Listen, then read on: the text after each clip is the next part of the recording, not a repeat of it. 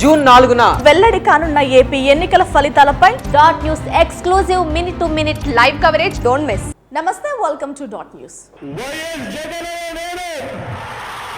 YS Jaganmohan Reddy అనే నేను అయినా ఈ మాట అనడానికి ఇంకా 10 రోజుల సమయం ఉంది కదా అనుకుంటున్నారా?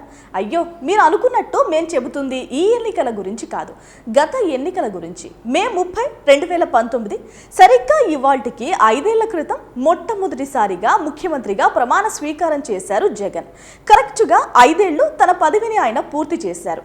ఏపీ రాజకీయాల్లో ఇలా 5 సంవత్సరాలు పదవిని పూర్తి చేసిన వారిలో వైఎస్ రాజశేఖర రెడ్డి మొదటివారు కాగా, ఇప్పుడు ఆ దివంగత నేత కుమారుడు మళ్లీ సరిగ్గా 5 ఏళ్ల పాటు అధికారంలో ఉన్నారు.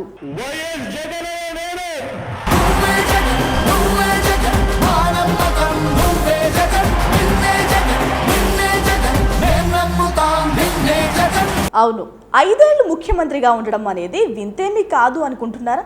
ఖచ్చితంగా అది వింతే. ఎందుకంటే మన దేశంలో ఏదో కారణంతో 5 ఏళ్లు పూర్తి కాకుండానే కొందరు ముందస్తు ఎన్నికలకు వెళ్లడం, మరికొందరైతే అనివార్య కారణాల వల్ల రాజీనామాలు చేయడంతో ఒక్కోసారి 5 ఏళ్ల సమయం పూర్తి కాకుండానే వారి పదవులు కోల్పోయే అవకాశం ఉంటుంది. మరో విషయానికి వస్తే ఎన్నికల కోడ్ కూడా ఒక కారణమని చెప్పుకోవాలి. ఎన్నికల కోడ్ ముందుగా వస్తే 1 నెల లేదంటే కొన్ని రోజులు ముందుగా అప్పటికి పదవిలో ఉన్నవారు రాజీనామా చేయాల్సి వస్తుంది.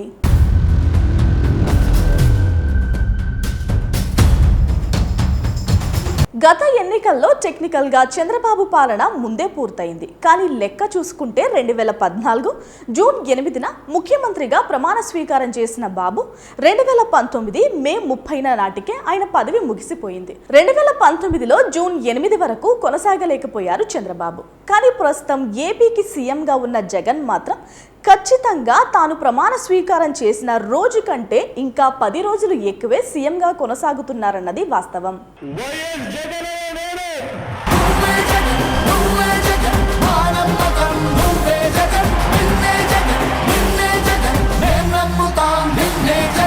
మొత్తంగా చూస్తే 5 ఏళ్లు తన పదవి బాధ్యతలను సక్రమంగా వినియోగించుకున్న సీఎంగా జగన్ రికార్డు సృష్టించారని పలువురు అభిప్రాయం వ్యక్తం చేస్తున్నారు. అలాగే ఈ పాలన మరో 5 ఏళ్లు కొనసాగాలని కోరుకుంటూ ఎన్నికల్లో వైసీపీకి దన్నుగా నిలిచారు జనం. మరోపక్క చూస్తే గత ఎన్నికల కంటే ఈ ఎన్నికల్లో అధిక స్థానాలలో వైసీపీ చారిత్రక విజయం ఖాయమంటున్న రాజకీయ పరిశీలకులు, ఏది ఏమైనా మరి ఇదే పాలన మరో 5 ఏళ్లు అందుతుందో లేదో తెలియాలంటే జూన్ 4 వరకు ఆగాల్సిందే. Please subscribe dot news.